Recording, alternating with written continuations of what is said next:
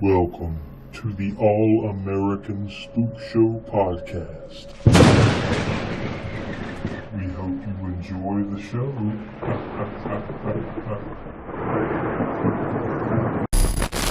Hello, everybody, and welcome to a new episode of the All-American Spookshow podcast. I'm Josh, and I'm here with Willie and Smoke. Hola. Hey. Very appropriate, hola, for this film today. Yes. Although, well, Argentina, that's a Spanish-speaking country, right? It's not like, is that a variation of Spanish, Argentinian, or do they just speak Spanish there? I'm not sure. I guess this is I know Spanish, but it might be the more traditional Spanish from Spain as opposed to like Mexican, how it ended up or how they would speak in Mexico, yeah. Because I don't think Mexican is a language. No, it's Spanish there too. It's just I think there's different pronunciations of words and stuff that mean the same, but are a little bit pronounced slightly differently, maybe. Yeah, the official language is Spanish. Now that we've offended at least 3 separate countries, welcome to the podcast. Today's show, we will be talking about the more recent, I guess it's a 2017 film or 2018 at least released here in the U.S. Adorados in Argentina, which in English is called Terrified. It's a Shudder exclusive, I guess, here in the U.S., so I would imagine that's pretty much the only way most people that are listening to this have probably seen it, unless there's other ways, in other countries, I guess. I'm not sure how that distribution works on this. Yeah, I know. At least here in the U.S., right? It's Shudder original. Yeah. For the time being, anyway, just only on Shudder. And I'm sure until they lose their little window of exclusivity. Yeah. Yeah. And I would assume it's out on Blu-ray. I never did actually look to see if it was or not. Is it? Yeah. Or is it just on Shudder? I don't think. I thought. I didn't look 100% in that either, but I don't think that it is. Yeah. I'm not 100% sure on that, but I don't think it's been released on Blu-ray yet. Well, I'm sure with the recent popularity of it, it's probably just a matter of time. It'll be released on DVD and Blu-ray. Oh yeah. I'm guessing it's probably, if it's not, and I didn't think it was, then it's probably because of the whole Shudder exclusivity right now. I don't know, but I'm sure it works like they have like a set amount of months or a year or so before it can be seen on other things. So I'm sure it'll be more wide eventually. But if you have access to Shudder, then you can go check this out. And before we get too deep into anything else, especially with a movie like this that maybe not so many people have seen, I just want everybody to know now that this is a spoiler-filled podcast. So we'll be going deep into it and, spoiling the hell out of it. So if you haven't watched it, hit pause, come back to us later. This will be here for your listening pleasure. But I would definitely suggest checking it out, for yourself before you listen to this, for sure. Yeah, there's a lot of things I think that you definitely want to experience on your own before having anybody tell you all about it first. Yeah.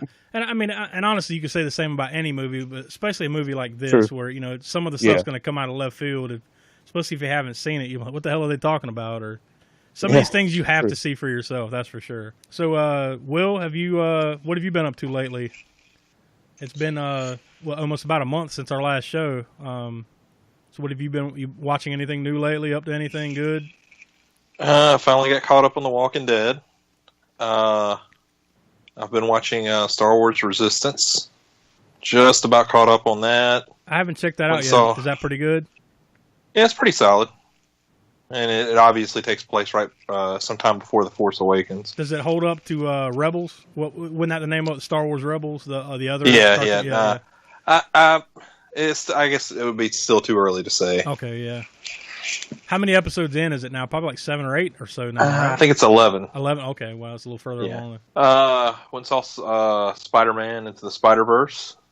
I haven't got a chance to see that yet either. Is it good?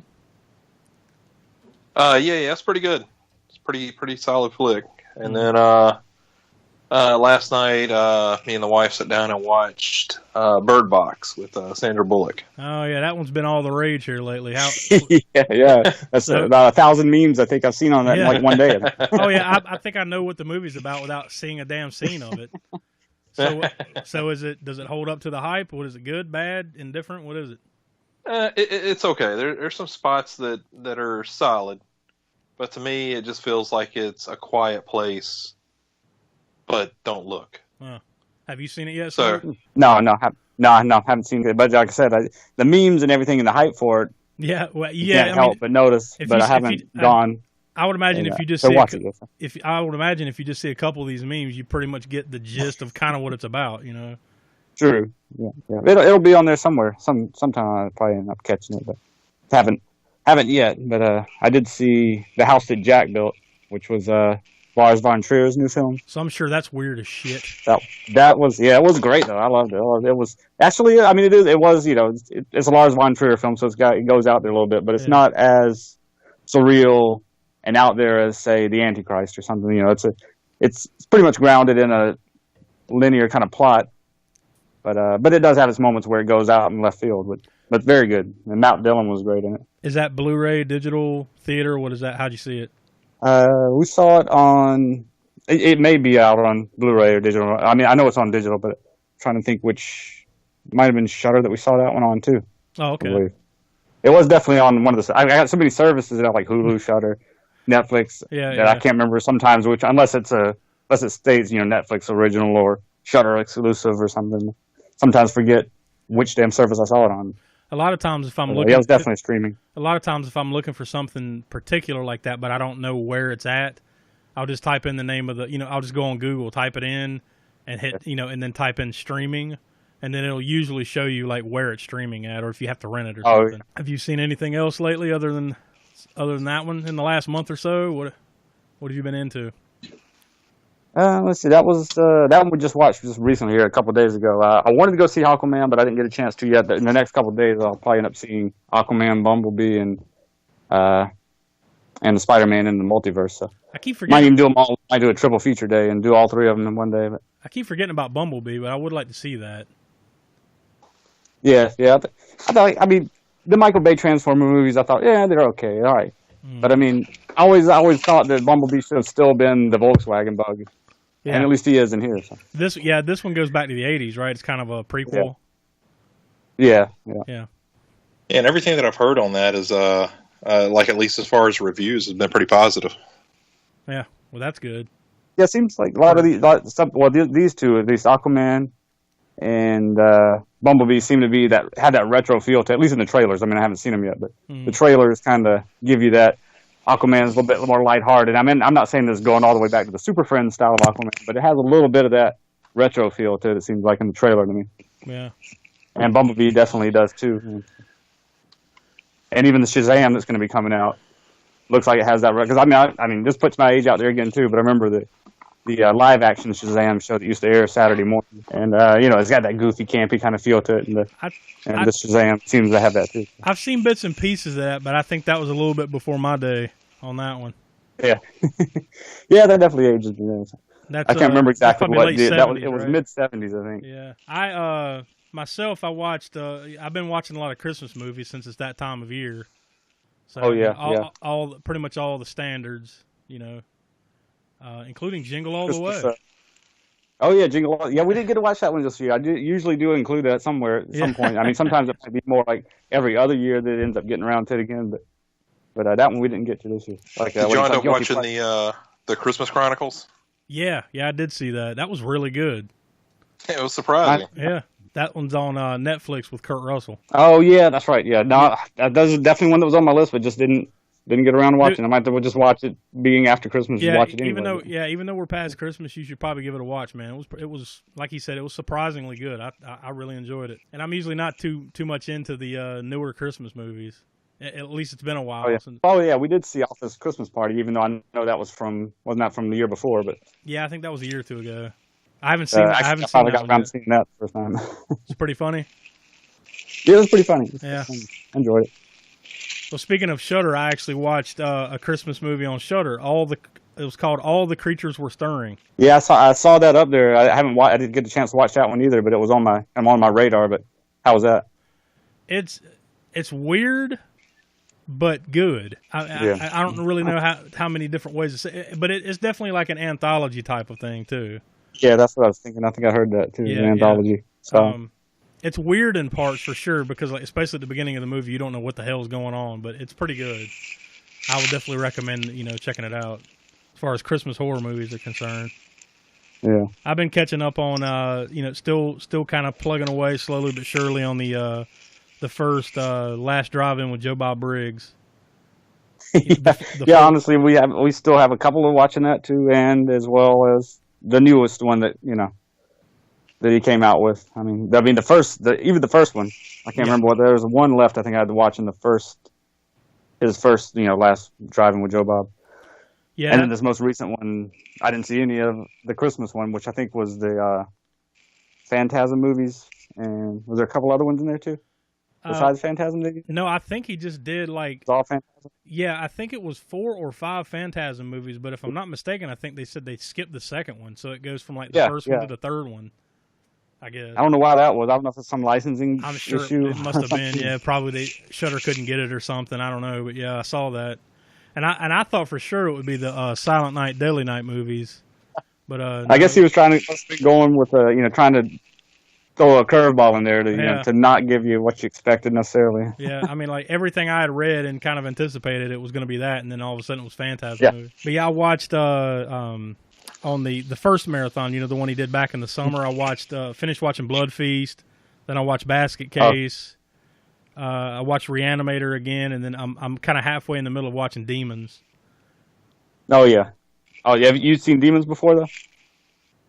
Or is that the first? No, I don't think I have, honestly. I love that one. That's 80s Italian horror. I think that Argento had a hand in, but didn't. Yeah, I think he produced it, but Lamberto Bava directed it, which was Mario Bava's son. So that's. Yeah, I think that's what it was. Like it was. He was a producer. I think Argento was a producer on that one, if I'm not mistaken. But a producer with a strong hand in the outcome of it. I think he was more than just the putting his name to it and putting some money into it. I think he had a little bit more of a say in the finished product of it. And I'm still watching that one, but you can definitely tell it's far more 80s. Yeah. Oh yeah. Than the soundtrack. Yeah. Especially compared to Suspiria that we watched a couple episodes ago, or last episode or whatever. Yeah.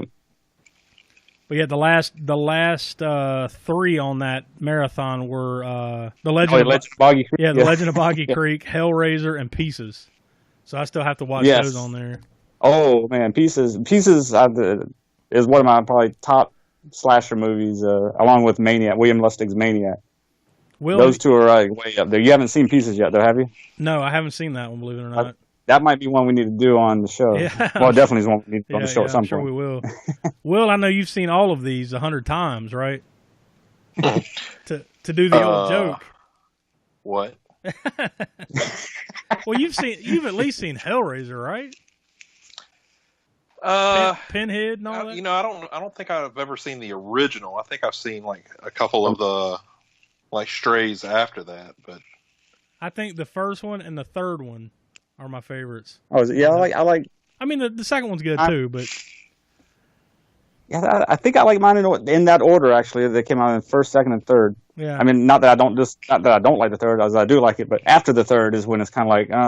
Yeah, it definitely starts to tail off, but then again, most movies that last past 3 movies, they usually start tailing off after that, or most franchises. Yes. I mean, it's not to say that they aren't entertaining in their own way. It's just that I can't really think of any other thing. I mean, I've just been watching a lot of Christmas movies and stuff, during the holidays, and catching up on a few TV shows here and there. So, yeah. So how was Die Hard? Oh yeah, I did watch that. I did. It's a Christmas movie. You got to watch it. Yeah. Are we gonna have this debate? I mean, like, it's not a debate, right? It's a fucking Christmas movie, right? I'd agree with this Christmas movie. I mean, the Christmas is more than just there in the movie. I mean, there's like it plays a part. It's almost like I compare, like, say, Lethal Weapon. Some people try to say that, but like it just happens to be Christmas. Happens during that, yeah.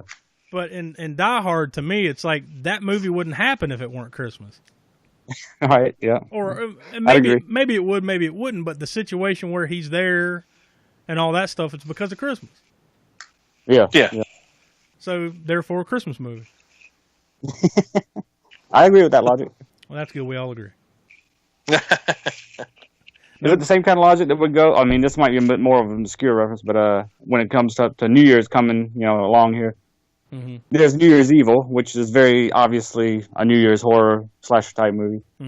There's some other ones out there that aren't as obvious, but there's like a Terror Train, They're on the train ride, and it's because it's New Year's Eve and everything. Yeah. Then you have something like Bloody New Year's. But you watch that movie, has absolutely nothing to do with New Year's. Other than the title, Bloody New Year's, and the cover has a picture of a skeleton blowing like one of those New Year's festive, Yeah. The blower things or whatever, and confetti and all that. Nothing at all to do with New Year's. like I think I even referenced this before in one of our other ones. That movie, Don't Answer the Phone, has nothing to do with any phone threats or anything. It just so happened to fall during that time when there was, don't open the window, don't go in the woods, don't go in the park. Yeah. I think it just so happens that, like you said, in that time period, and the phone was the first inanimate object they saw in the room and decided to call it that. All right, well, I guess with that being said, we'll go ahead and play the trailer for Terrified. Now, I'm pretty sure this trailer is in Spanish, so because the whole movie is in Spanish with subtitles, so yeah, you have to imagine what you're seeing. Maybe we'll put unless you know Spanish. Yeah. Then you're in, and then enjoy. Then you're good. I know just enough to get me in trouble. Yeah, I'll try to put the link. I've been meaning to do this, and I'm not sure if I did that with the other past episodes, but I'll try to put the YouTube link in the show notes for this trailer. That way, if you actually want to go check it out, you can just click on the show notes there, and it'll be there. So here's the trailer for Terrified.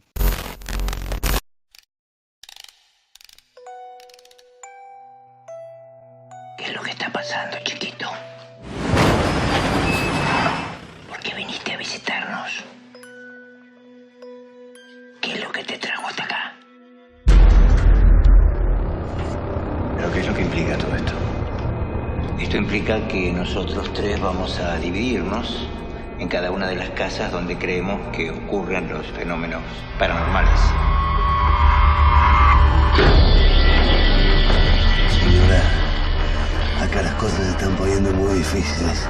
Usted puede elegir a no estar aquí. ¿Qué carajo es eso?